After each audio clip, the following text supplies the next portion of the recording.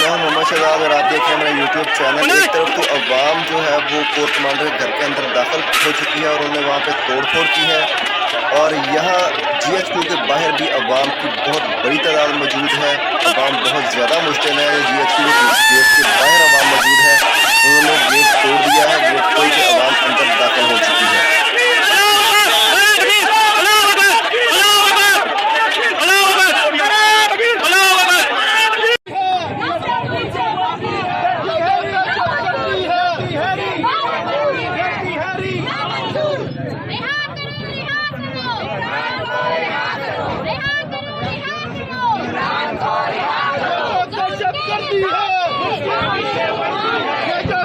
करती है ये जो दहशत करती है हमें भुट्टो की सरकार, हमें भुट्टो की सरकार, ये वर्दी वाली सरकार नहीं चलेगी, नहीं चलेगी।